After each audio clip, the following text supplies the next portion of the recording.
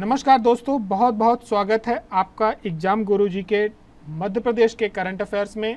और इस वीडियो में हम देखेंगे अगस्त 2022 में यानी राखी के महीने में मध्य प्रदेश के अंदर कौन कौन सी घटनाएं हुई, कौन कौन सी योजनाएं नई चालू हुई या सरकार ने कौन कौन सी नई गतिविधियां करी, कौन पुरस्कार जीत के लाया मध्य प्रदेश का जिसने हमें गौरवान्वित किया।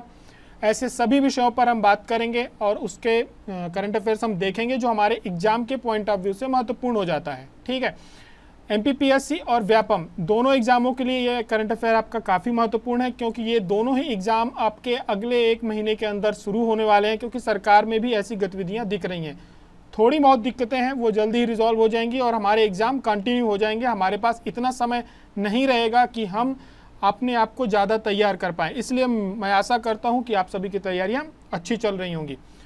तो आगे की तरफ बढ़ते हैं और करंट अफेयर की हम शुरुआत करते हैं। इससे पहले मैं आपको जानकारी दे दूं, यदि आप एमपीपीएससी मेंस की परीक्षा को लेकर के थोड़े बहुत भी सीरियस हैं तो मेंस 2021 के लिए टेस्ट सीरीज और नोट्स दोनों एग्जाम गुरुजी के प्लेटफॉर्म पे उपलब्ध हैं और ये पूरी तरह से अपडेटेड है। टेस्ट सीरीज का डिस्कशन आपका गौतम सर लाइव ले ही रहे हैं यूट्यूब पे, जो कि आप सभी के लिए उपलब्ध है, आप देख सकते हैं वहाँ पे। यदि आप इन मेंस के नोट्स परचेज करते हैं तो उसके साथ आपको डेली आंसर राइटिंग प्रैक्टिस की एक जो हमारी सीरीज है 90 डेज की, वो आपको मिलती है। और ये टेस्ट सीरीज के बारे में ज़्यादा डिटेल मैं आपको नहीं दूंगा। 33 टोटल जो टेस्ट है इसमें, साथ में एफएलटी हैं और इसका मूल्यांकन किस आधार पर होगा, किन किन चीज़ों का आपको ध्यान रखना है, टीचर आपके नंबर कहाँ पर काटेंगे जो कि आपके एग्जाम में भी कटते हैं, उन सब चीज़ों का ध्यान रख करके टेस्ट सीरीज चलाई जा रही है। इसका डिस्कशन लाइव होता है, मैंने आपको बता दिया। आप इनमें से कोई भी चीज़ ऑर्डर करना चाहते हैं या परचेज करना चाहते हैं तो नीचे दिए गए जो दो नंबर हैं, 17 है लास्ट में और 144 है, आप इनमें कॉल कर सकते हैं। फ़ोन नहीं उठता है तो आप व्हाट्सअप कर सकते हैं। ठीक है, इसमें ऑफर चल रहा है, इसके साथ ये फ्री मिलती है। शुरुआत करते हैं इस सप्ताह के पहले क्वेश्चन के साथ। मुख्यमंत्री उद्यम क्रांति योजना में आवेदक की न्यूनतम शैक्षणिक योग्यता कितनी होनी चाहिए? अभी हाल ही में सरकार ने क्या किया है, इसमें कुछ बदलाव किए हैं। इसकी जो पहले न्यूनतम शैक्षणिक योग्यता थी और जो एज लिमिट थी उसके क्राइटेरिया को गवर्नमेंट ने अभी चेंज किया है। तो आपको यहाँ बताना है कि इसमें शैक्षणिक योग्यता न्यूनतम कितनी होनी चाहिए। मुख्यमंत्री उद्यम क्रांति योजना बहुत गाजे बाजे के साथ शुरू की गई योजना है और इसका काफ़ी ज़्यादा ढोल मंजीरे के साथ प्रचार भी कर रहे हैं मुख्यमंत्री, और काफ़ी अच्छी योजना है। इसमें सभी के लगभग सभी वर्ग के लोगों को अवसर दिया जा रहा है। 5वीं, 8वीं, 10वीं, 12वीं कौन सी क्लास पास होना चाहिए, तो इसके लिए जो न्यूनतम शैक्षणिक योग्यता कर दी गई है वो अब घटा दी गई है। पहले इसकी 12वीं थी, अब इसे 8वीं कर दिया गया है, यानी 8वीं तक का यदि कोई व्यक्ति शिक्षित है तो वो इस योजना का लाभ ले सकता है।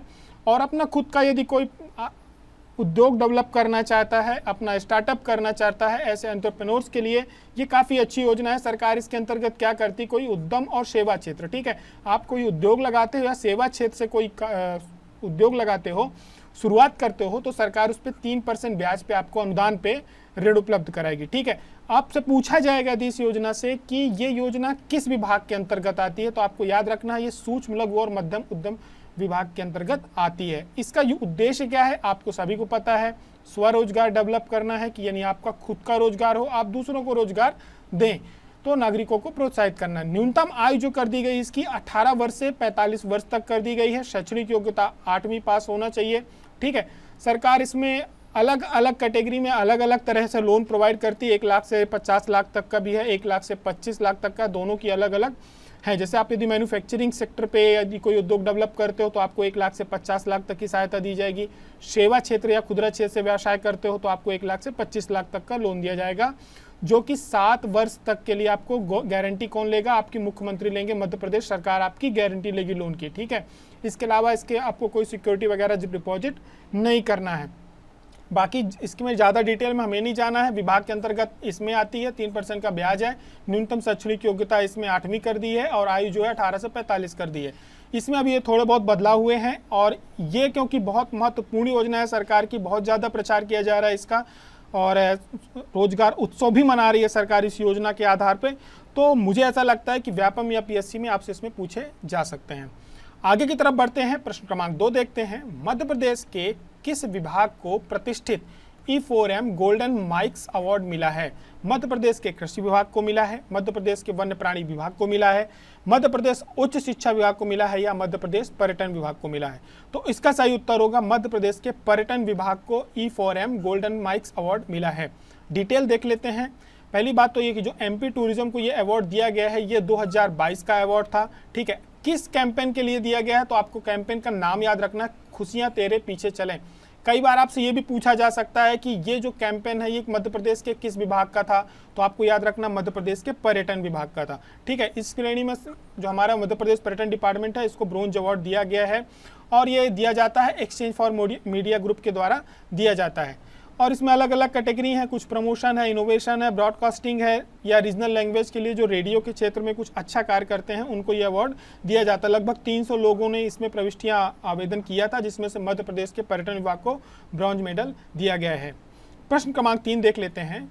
सिरपुर तालाब मध्य प्रदेश के किस शहर में? अब ये खबरों में रहा है, आपको याद रखना है, कई बार व्यापम के एग्जाम में पूछ लिया जाता है और पीएससी में भी पूछता है कि सिरपुर तालाब कहाँ पे है। तो भोपाल में है, शिवपुरी में है, इंदौर में है या दतिया में है? तो इसका सही उत्तर होगा इंदौर। आपको मालूम है कि ये खबरों में क्यों था, क्योंकि अभी हाल ही में मध्य प्रदेश के 4 तालाबों को जो है रामसर झील में शामिल किया गया है।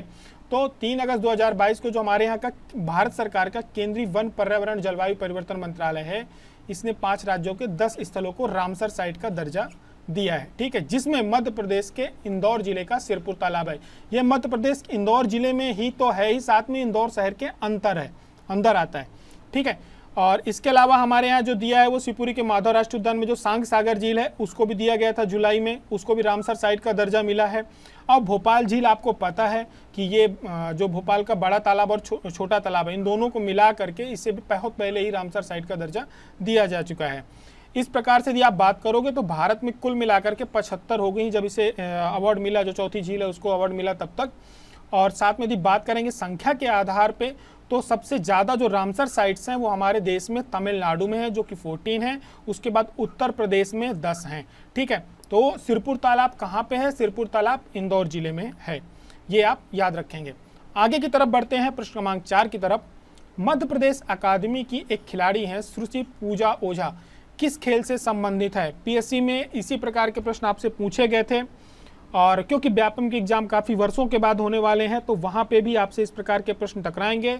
एक खिलाड़ी से 2 से 3 प्रश्न बनते हैं कि वो किस खेल से संबंधित है, कौन सा अभी इस खेल पे किसने मेडल जीता है, या कि वो कहाँ के रहने वाले हैं।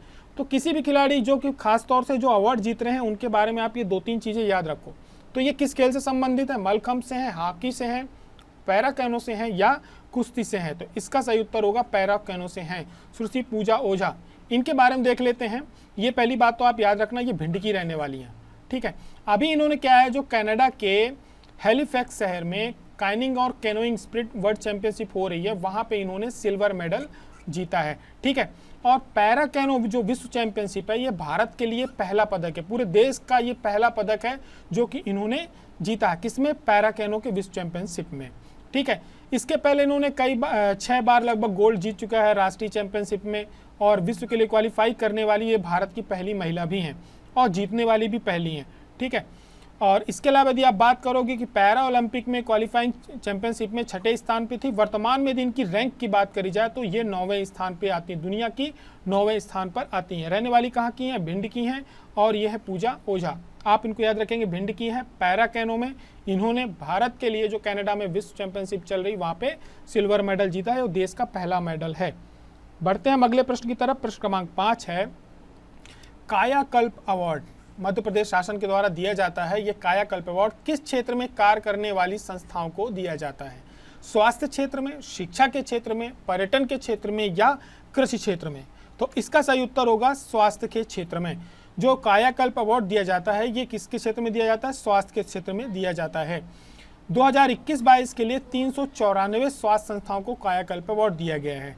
ठीक है, अब इसके लिए क्या है कि सरकार ने कायाकल्प के लिए, कायाकल्प आप नाम से ही समझ रहे होंगे कि इसमें है क्या, जो हॉस्पिटल्स हैं या जो इसके लिए संस्थाएं क्या करती, जो एनजीओ वगैरह होते हैं वो काम करते हैं, वहाँ पे जो बेसिक रिक्वायरमेंट होती है एक हॉस्पिटल की, उससे लेकर के बड़ी से बड़ी आवश्यकताओं में जो ज़्यादा इनोवेटिव करता है, मदद करता है और अपने अस्पतालों में सुधार करवाता है, उन संस्थाओं को ये अवार्ड दिया जाता है। ठीक है, और प्रदेश में स्वास्थ्य संस्थाओं को कायाकल्प मापदंड के अनुरूप विकसित करने की जो शुरुआत हुई थी, वर्ष कब हुई थी? 2015 में ही की गई थी, और 3 क्षेत्रों में ये पुरस्कार दिया जाता है। ठीक है, बात करते हैं हम अगले प्रश्न की। प्रश्न क्रमांक 6 है, भावना डेहरिया ने 15 अगस्त को किस चोटी पर तिरंगा फहराया है। आपको ये पता है कि भावना डेहरिया जो है हमारे प्रदेश का गौरव है और इन्होंने लगभग विश्व की लगभग चोटियों पे इन्होंने अभी तक तिरंगा फहरा दिया है।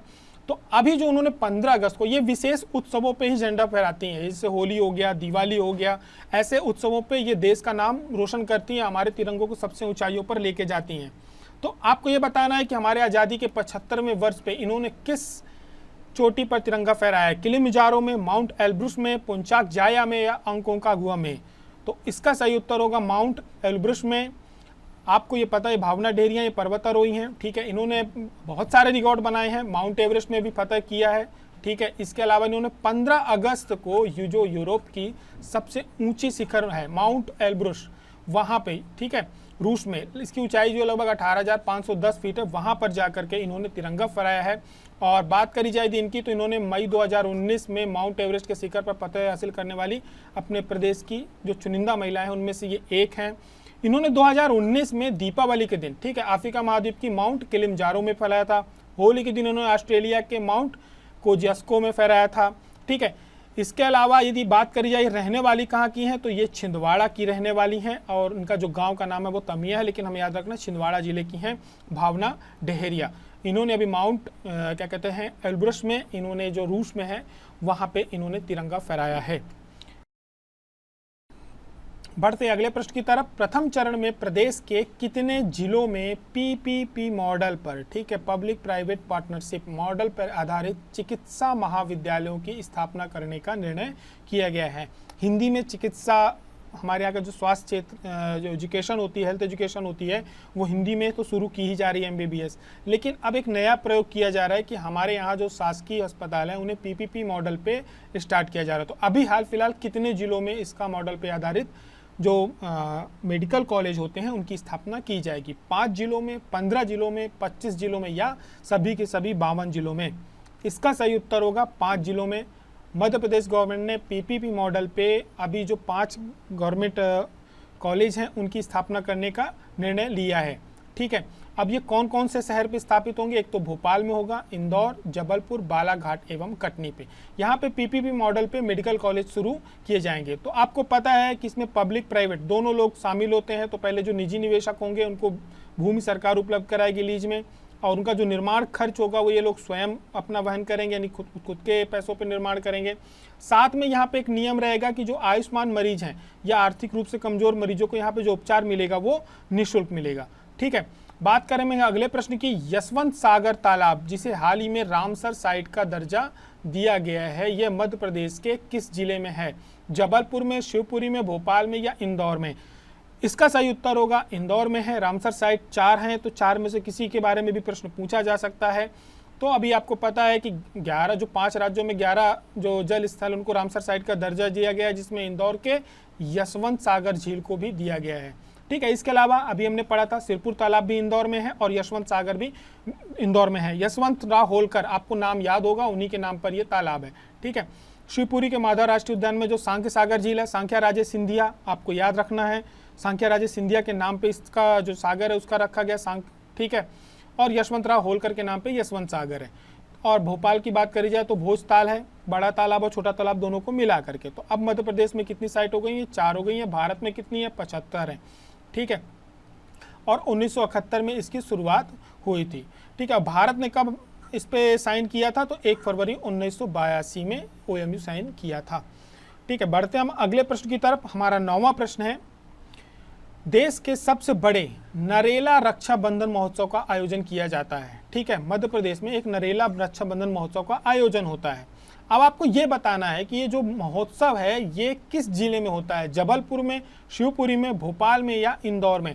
बहुत बड़ा रिकॉर्ड बनाया है, तो इसका सही उत्तर होगा भोपाल में। जो नरेला विधानसभा है ये किस में आती है? भोपाल जिले में आती है, ठीक है। और हमारे मध्य प्रदेश के जो स्वास्थ्य मंत्री हैं वो इसी विधानसभा के अंतर्गत आते हैं, यहीं से वो चुनाव लड़ते हैं, जीतते हैं। विश्वास कैलाश सारंग, ठीक है, ये नरेला विधानसभा से आते हैं। और इन्होंने अभी 1,12,000 राखियां बंधवाने का लगभग 1 सप्ताह चलता है ये रिकॉर्ड बनाया है।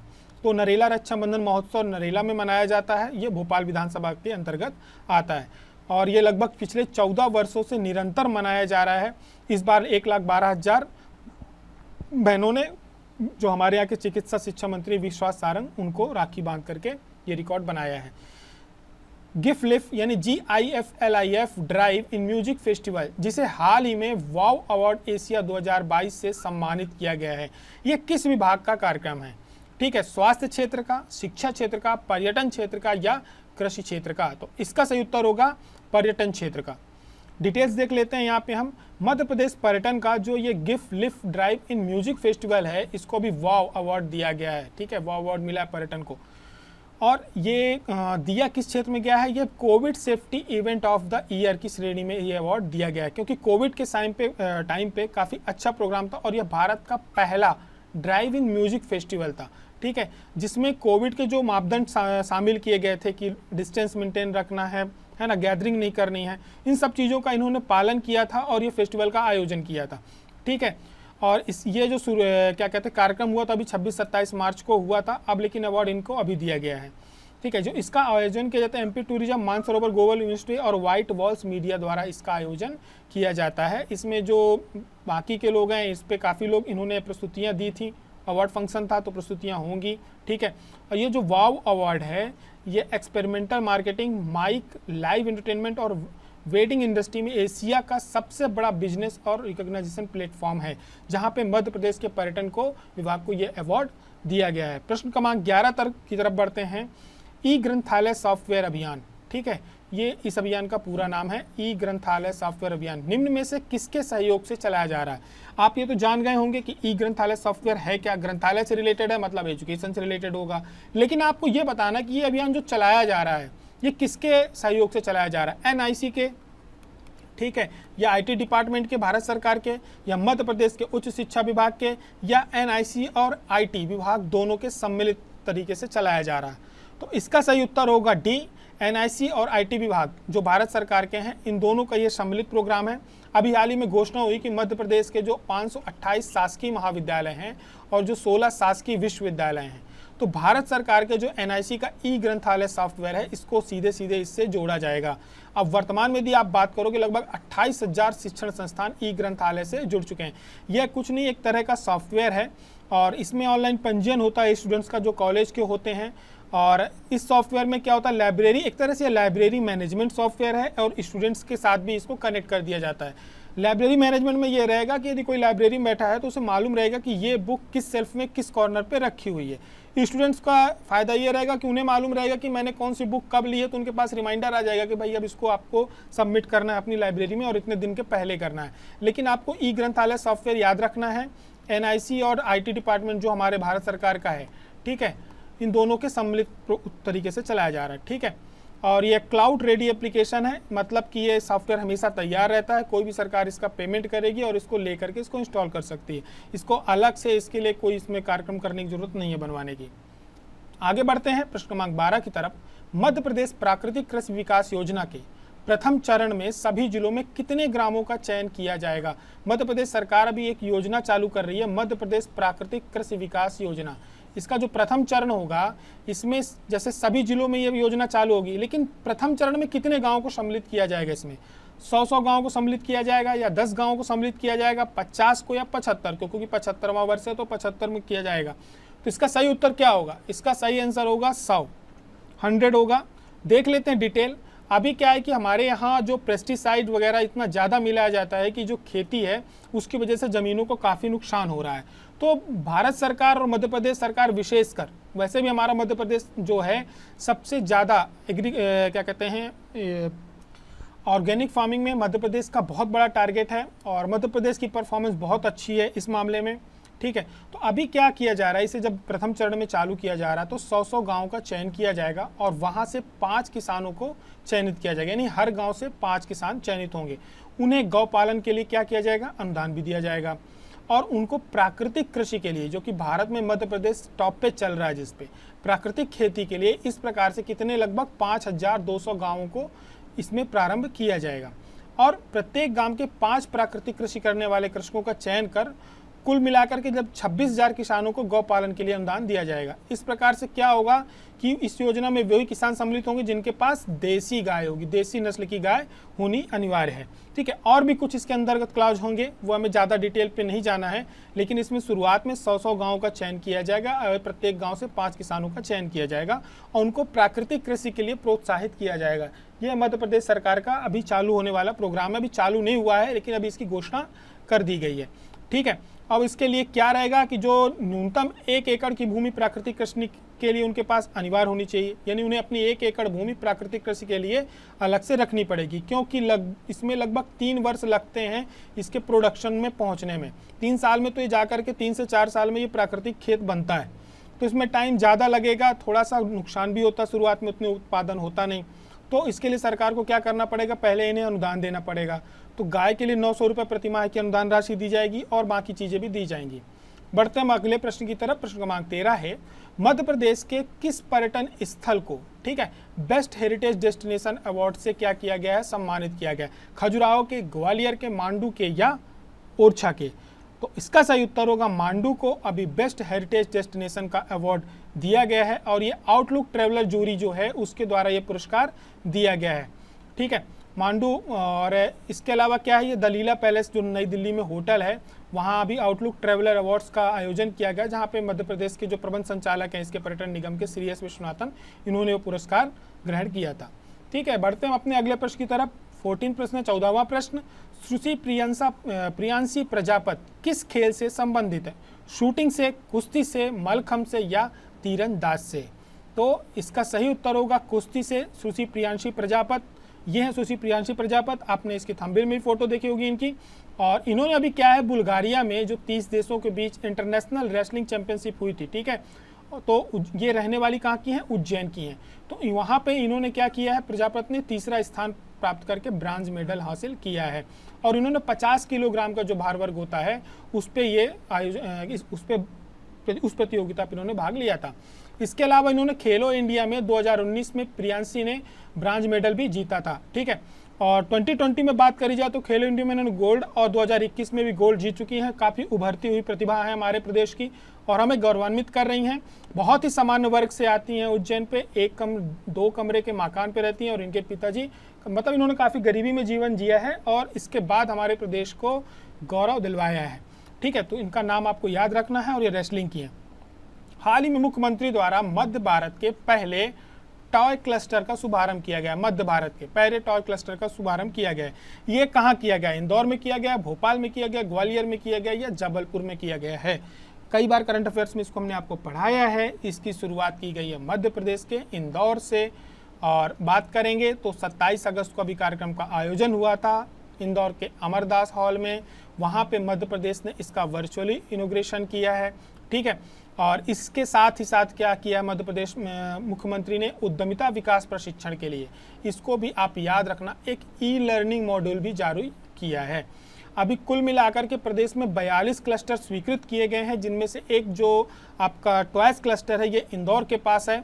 ठीक है, और लगभग 84 करोड़ की लागत से बनेगा, इंदौर में है। ठीक है, इसके अलावा टॉय क्लस्टर में 20 लघु इकाइयाँ भी सम्मिलित होंगी और इसमें रोजगार मिलेगा।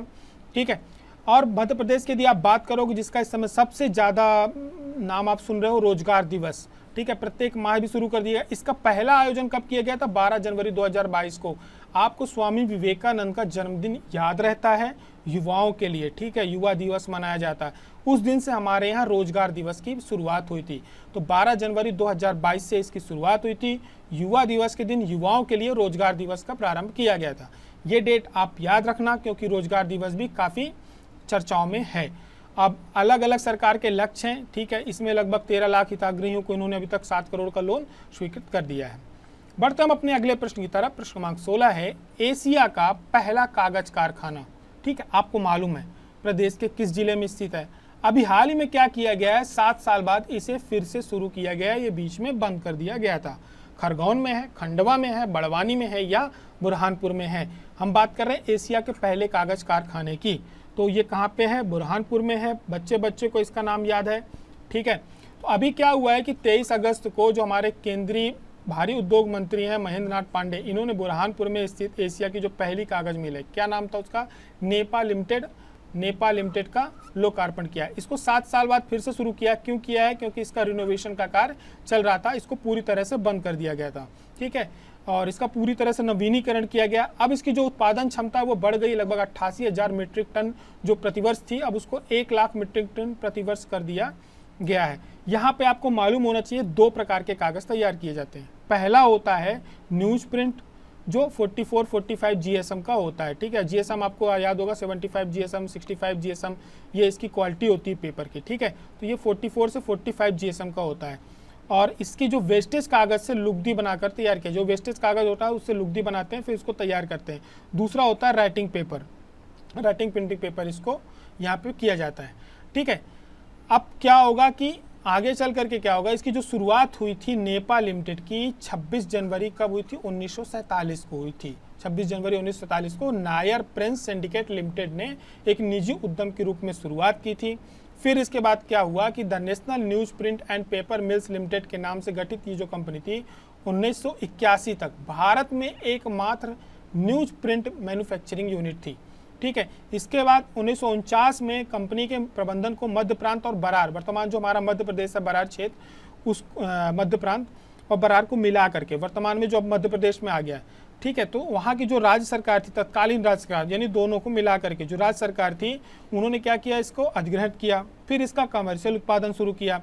फिर भारत के जो प्रधानमंत्री पंडित जवाहरलाल नेहरू, इन्होंने 26 अप्रैल 1959 को इसको क्या किया, इसको देश के लिए समर्पित कर दिया। यानी ये प्राइवेट से ना रह करके देश की समर्पित हो गई, देश की कंपनी हो गई। और 21 फरवरी 1989 को कंपनी का नाम बदल करके नेपाल लिमिटेड कर दिया गया। बढ़ते हम अब अगले प्रश्न की तरफ। प्रश्न क्रमांक 17 है चरखा चाक उत्सव। इसका आयोजन अभी किया गया था। इसका आयोजन मध्य प्रदेश के किस जिले में किया गया? महेश्वर में किया गया, ग्वालियर में किया गया, भोपाल, जबलपुर। तो इसका सही उत्तर होगा भोपाल। चरखा चाक उत्सव का जो आयोजन किया गया है भोपाल में किया गया है और इसका आयोजन अभी अगस्त के महीने में हुआ था। डेट याद रखने की जरूरत नहीं है, चरखा चाक याद रखना है। और ये कहाँ हुआ था? ये गौहर महल में इसका आयोजन किया गया था।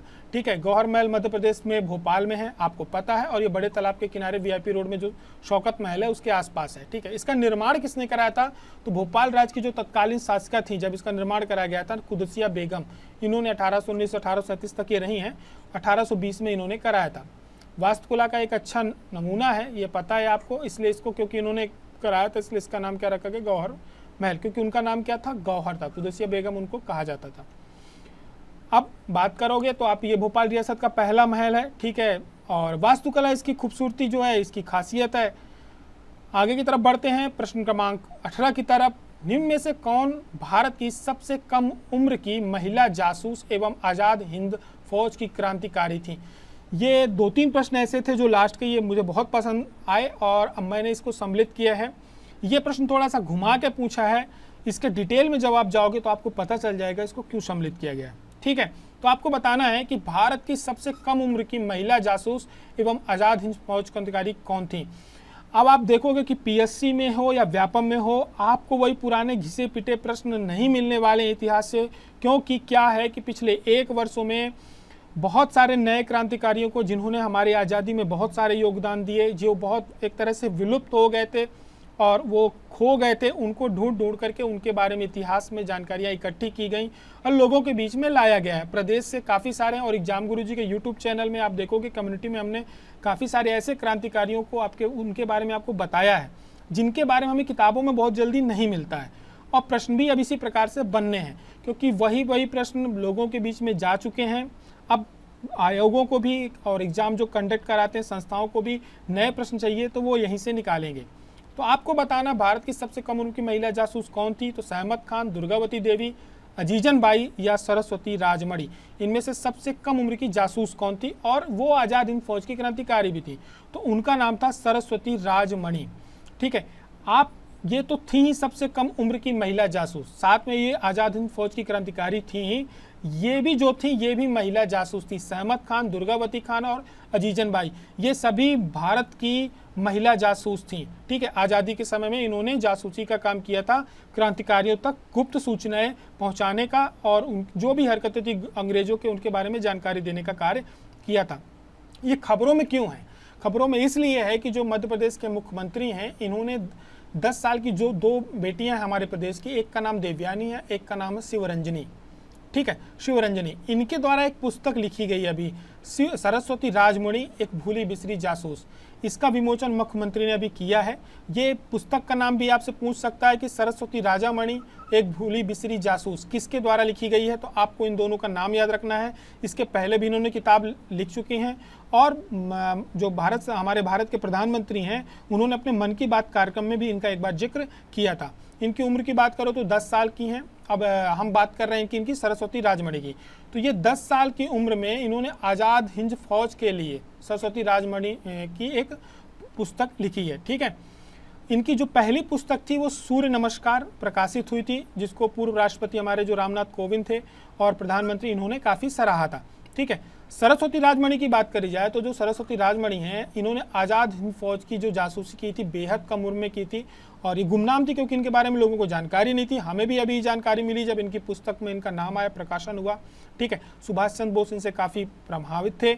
इनका जन्म की बात करी जाए तो इनका जो जन्म हुआ था वर्मा में हुआ था, यानी म्यांमार में हुआ था और ये काफ़ी संपन्न और देशभक्त परिवार से थी। जब वे 16 साल की थी तब इन्होंने सुभाष चंद्र बोस का भाषण सुना था और उससे इतनी प्रभावित हुई कि इन्होंने अपने सारे गहने आज़ाद हिंद फौज के लिए दान कर दिए गए थे, मतलब दान कर दिया था।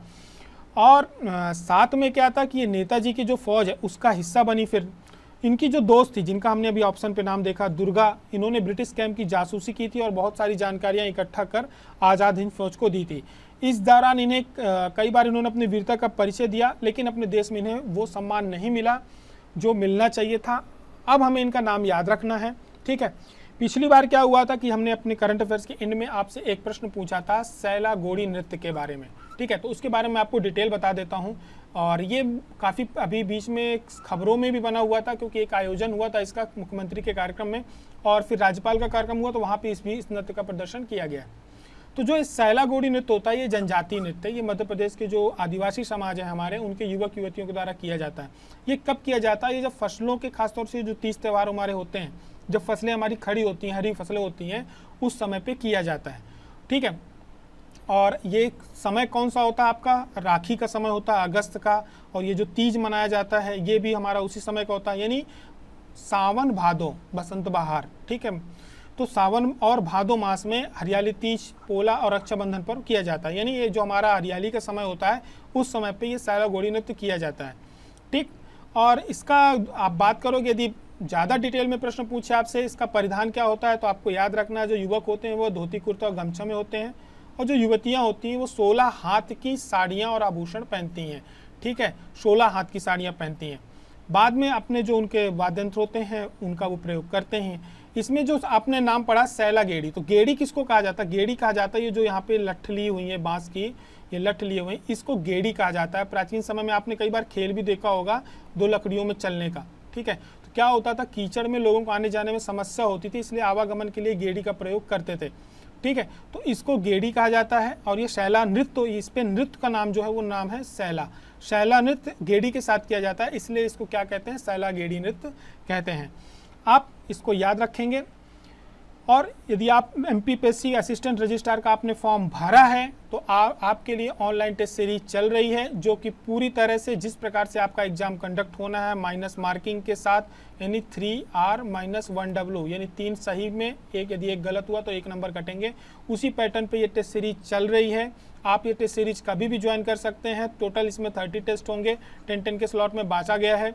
499 की ये टेस्ट सीरीज है। एग्जाम की डेट पहले 25 सितंबर थी जो कि अब कैंसिल हो गई है, अगली डेट अभी तक आयोग ने घोषणा नहीं करी है। तो आपको ये टेस्ट सीरीज ज्वाइन करना है तो एग्जाम गुरुजी का ऐप प्ले स्टोर से डाउनलोड करिए, आप वहाँ से डायरेक्ट परचेज कर सकते हैं। कोई समस्या जाती है तो आप नीचे दिए गए ये 2 नंबरों पे कॉल कर सकते हैं या व्हाट्सएप कर सकते हैं, आपको रिस्पांस दिया जाएगा। दूसरी, मेंस 2021 के लिए जो कि नवंबर में है, इसकी डेली आंसर राइटिंग प्रैक्टिस के यानी 30 मिनट का आपको समय दिया जाएगा। साथ में इसमें मॉडल आंसर की PDF भी मिलेगी, वीडियोस भी मिलेंगे। आप ये टेस्ट सीरीज ज्वाइन कर सकते हैं। 895 की है, पहले ये 1395 में थी, इसमें लास्ट टाइम ऑफ चल रहा है तो आप ये भी परचेज कर सकते हैं और मेंस की तैयारी कर सकते हैं। लेकिन जिनका 2022 का जो तैयारी कर रहे हैं वो भी इसको ज्वाइन कर सकते हैं क्योंकि ये नवंबर तक, जब तक एग्जाम कंडक्ट नहीं होगा तब तक एक्टिव ही रहेगी और साथ में तब तक में 2022 का नोटिफिकेशन भी आपका PSC प्री का आ जाएगा, तो आपकी दोनों की प्रैक्टिस हो जाएगी। ज़्यादा जानकारी के लिए नीचे दिए गए नंबर पर संपर्क करें। ये था हमारा मध्य प्रदेश के अगस्त का करंट अफेयर। आपको कैसा लगा नीचे कमेंट बॉक्स में कमेंट करके ज़रूर बताएं और इसको शेयर करना बिल्कुल ना भूलें। आपके शेयर करने से हमें भी प्रोत्साहन मिलता है। फिर मुलाकात होती है हमारे अगले करंट अफेयर्स के साथ। तब तक के लिए जय हिंद, जय भारत। अपना ध्यान रखिए।